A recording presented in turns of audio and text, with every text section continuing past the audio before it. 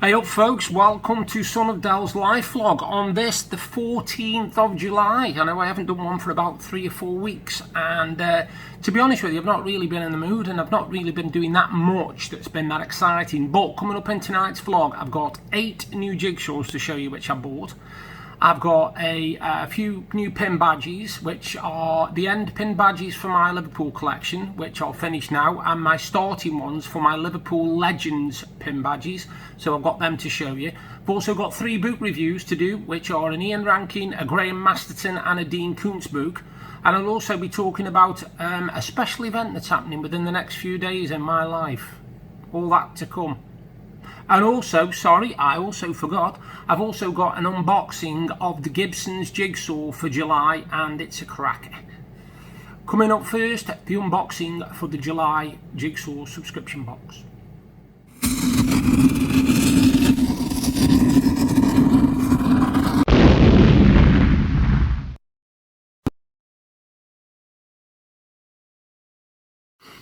Okay folks, here we go.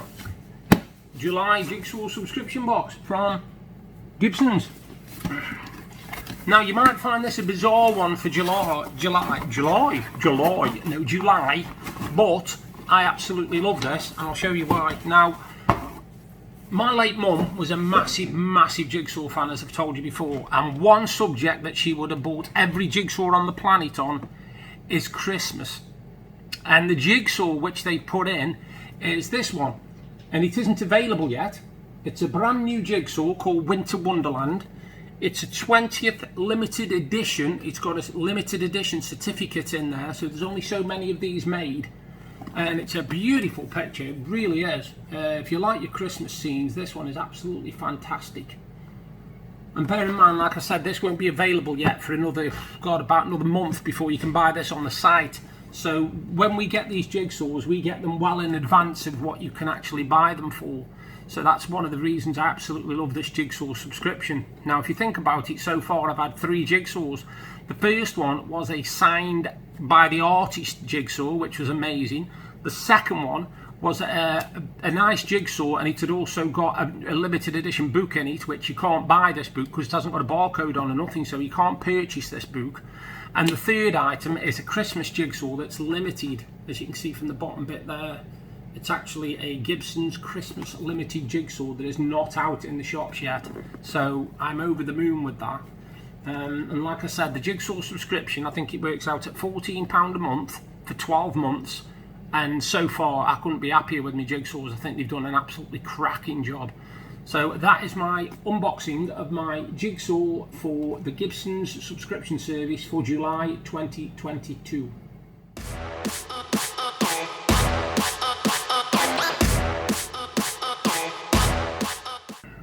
Now, what have I been up to since we last spoke? Well, to be honest with you, it's been quite busy in the fact that we've been helping next door to get ready for their wedding in September. Now, I'm best man at this wedding, and my wife Deb, she's matron of honour, so we've been like hands-on with everything that's been going on.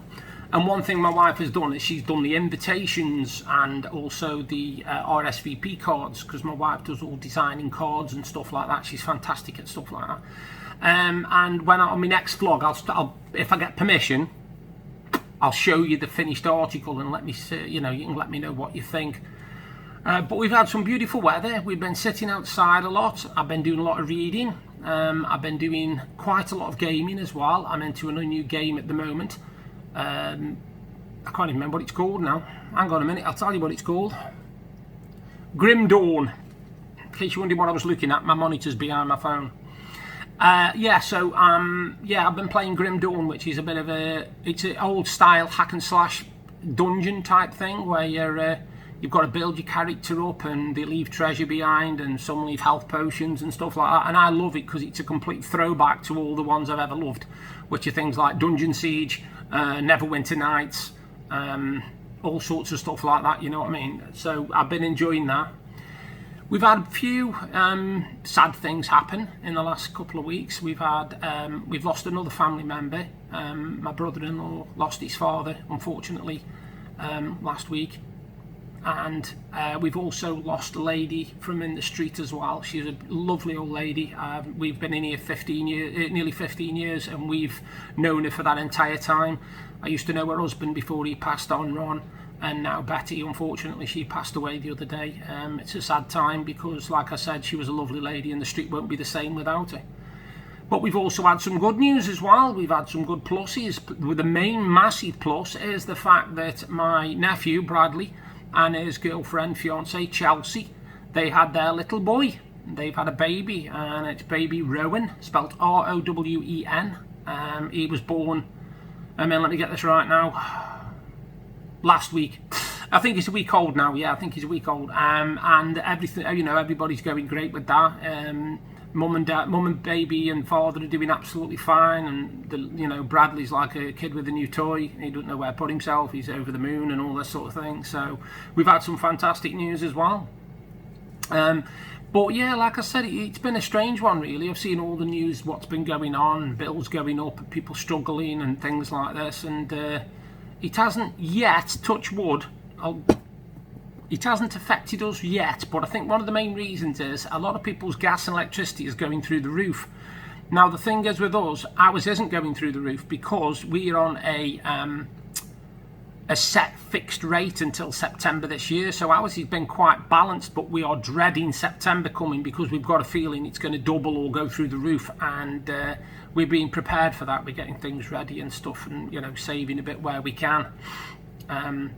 But yeah, it's just been one of those 3 or 4 weeks where they've just flown. They really have. We've been getting out a little bit, going to our big Tesco, which is massive anyway. And we've been looking for things for the wedding and planning the wedding and all this. So it's been very, very hectic, shall we say. And nothing's gone smooth. You can't believe the things that have gone wrong. Everything from getting the wrong size suits to getting the wrong colour ties and all sorts of stuff, but it's all gelling together nicely now, and there's only a couple of months to go before they are married, so hopefully it'll all sort itself out. But as I said, not been up to a lot at all, so I'm going to now do my 3 book reviews, so you enjoy these.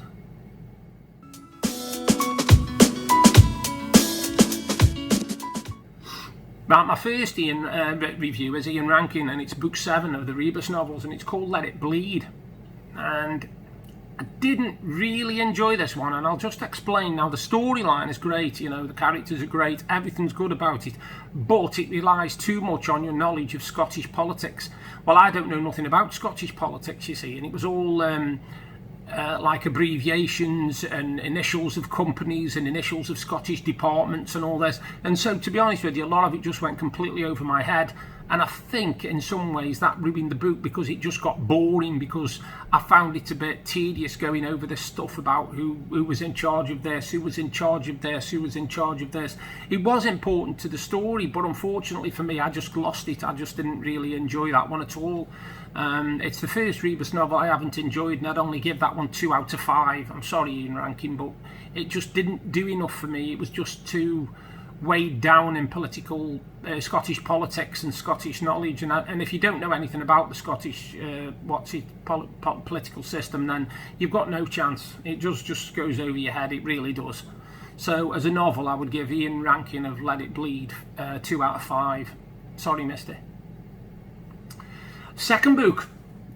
Now, Graham Masterton, he just gets better and better. I don't know how he does it. Now, this book, I've only found out when I started reading it, it was actually written in 1977, and that's what makes it fantastic, because a lot of situations that are in this book, if they did happen nowadays, they'd be easy to sort out. And the book's called Plague, just called Plague.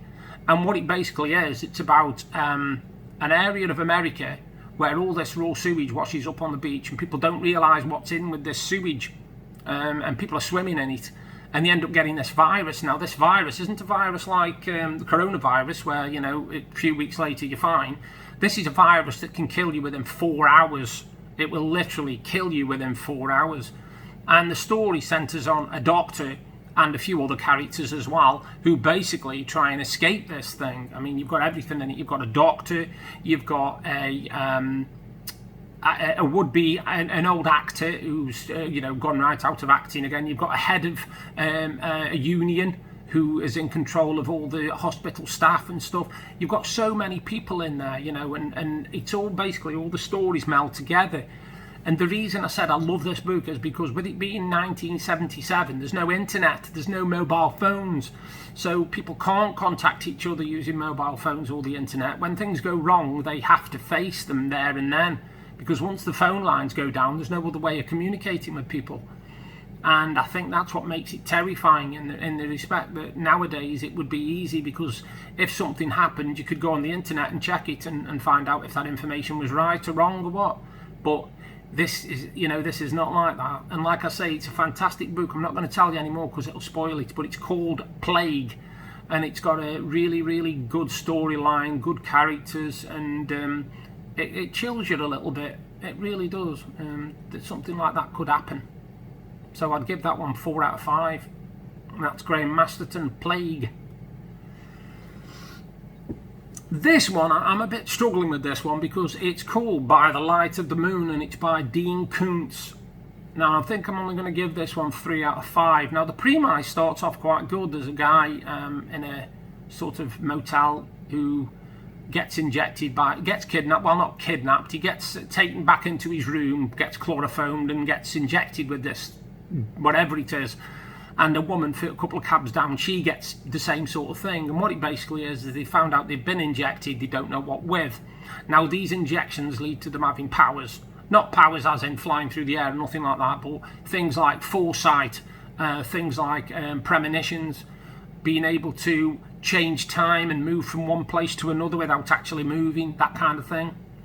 And it basically centres around this conspiracy that the government want them dead because they know too much and they've been injected with this serum, and it's very convoluted and it's very strange, but it's worth reading. It's unusual for Dean Koontz, this style of book, to be honest with you, but it's a 3 out of 5 book, and it's Dean Koontz, By the Light of the Moon. And them are my 3 book reviews. So that's Ian Rankin, Let It Bleed, only 2 out of 5 I'm afraid. Graham Masterton, Plague, 4 out of 5. And Dean Koontz, By the Light of the Moon, 3 out of 5. Stay tuned, I'll have some more book reviews for you next month. Coming up now, I've got some pin badges to show you.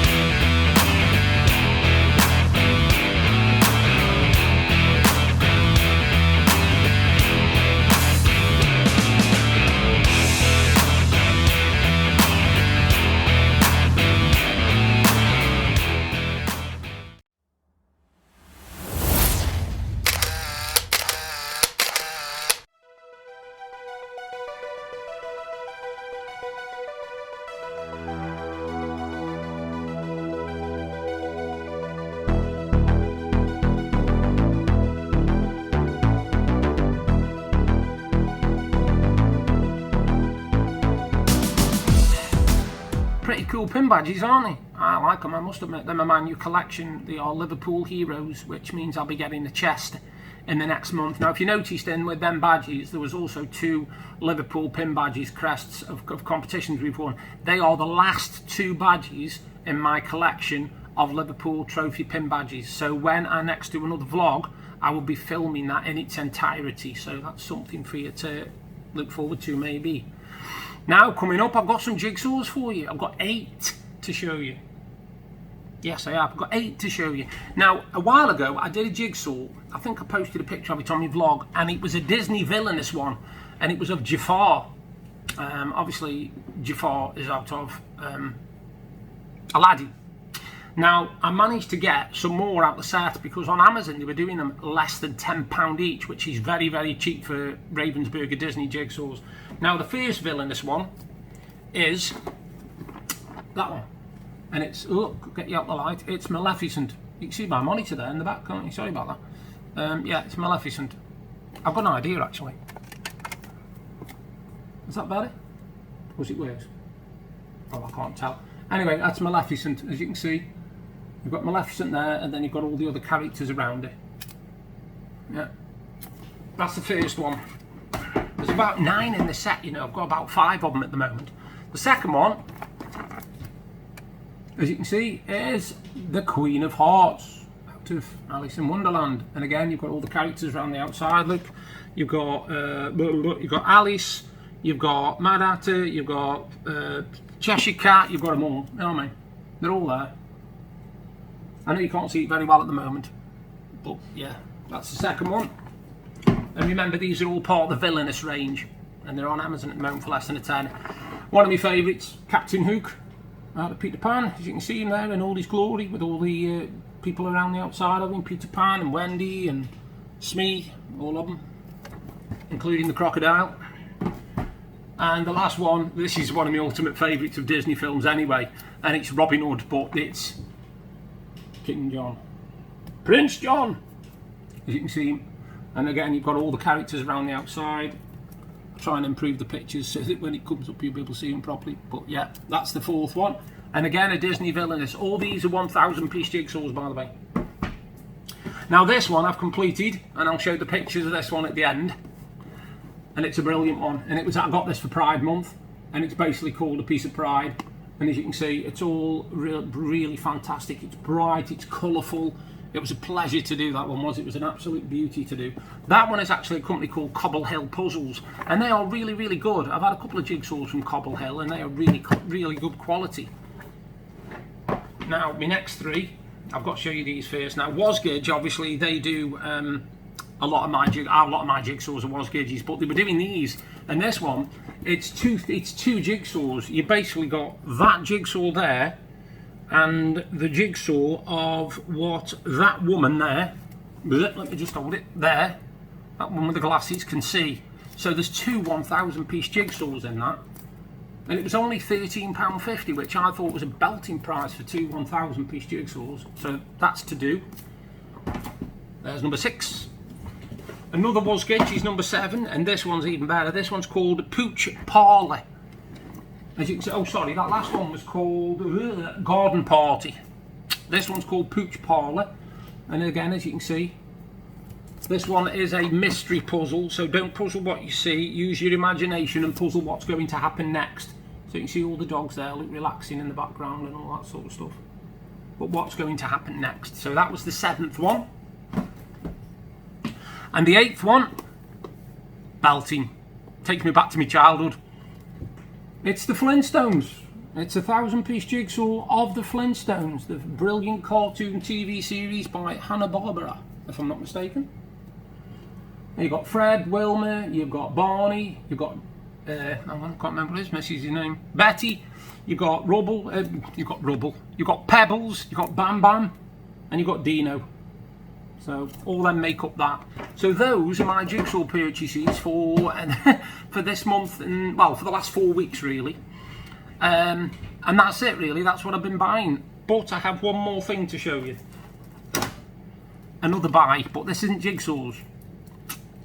You know I'm a massive Liverpool fan, so I managed to pick up the Liverpool season review for last year. And I'm looking forward to this. I haven't watched it yet, believe it or not. I've had it over 2 weeks. That's how busy we've been, I just haven't had time. It's on for, let me just check, 132 minutes. So it's on 2.5 hours. That'll keep me going. And that's got all the goals from every game that we played last year, including both cup victories over Chelsea. Both penalty shootouts are on that. So, and there's also a couple of extras inside the trophy parade when we came home with the 2 trophies, and also farewell to Divock Origi. Because obviously he's left us now, he's gone to play for another team. And so Sadio Mane, but we have got the brilliant Darwin Núñez, who is absolutely brilliant. I've also picked up a couple of CDs, again, Alan Parsons Project, but these are actually Alan Parsons themselves. It's not the project, this is his solo stuff. I've got Time Machine, I can't remember if I've shown these on a previous one. I've got Try Anything Once, and I've also got On Air. They're all they're all Alan Parsons CDs because I think he's brilliant. I really do like him as a musician. Now, coming up, the last word is going to be birthday.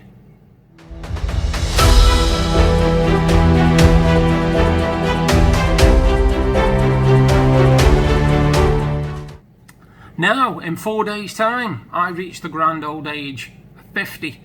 I know. Can't believe it, can you? I don't look a day over 21, but hey ho. Now, I am 50 on the 18th of July, and I'm looking forward to it, to be honest. And I got thinking the other day about what I've done in those 50 years. And I was working it out. I've actually gone through poverty, because we were really, really poor when I was young. Really poor. You'd have to see it to believe it. I've described it before and I won't go into it again, but I've suffered poverty. Now, when I went to school, I suffered bullying. Obviously, I had my first girlfriend at school, so I also encountered love for the first time, or what I thought was love, obviously. Then I left school and I started YTS, and I also learned about how hard it was to get a living. How hard it was going to be for me to succeed at anything, because I had a lot of disadvantages compared to other people. Then I got a job and I worked, so I've done some work. I used to work as a computer operator, so that's that done. Then I met my first wife and I got married, and I learned very quickly what domestic abuse was. I learned about physical abuse, I learned about emotional abuse, I learned about depression, and of course when I was 13, 14 I also learned about suicide. So up to this point we're talking the first 27 years, 28 years of my life. It was a bit of a 90% garbage, 10% good. Then of course 22 years ago I met my now wife, and I won't say everything's been fantastic since, because obviously I've had a lot of, we've had a lot of bereavements. I've lost my dad, I've lost my mum, I've lost my uncle and auntie who were like mum and dad to me anyway. I've lost loads of relatives and friends and stuff, so I've seen a lot. But I could say that I've also not been able to do things. So things like I used to do when I was a kid, which is things like sports, football, cricket, snooker, darts, I can no longer do now because of my disabilities and my hands and stuff like that won't grip the darts and all this. But I've also done pluses because I've managed to get myself a book published. I've also published a book of poems.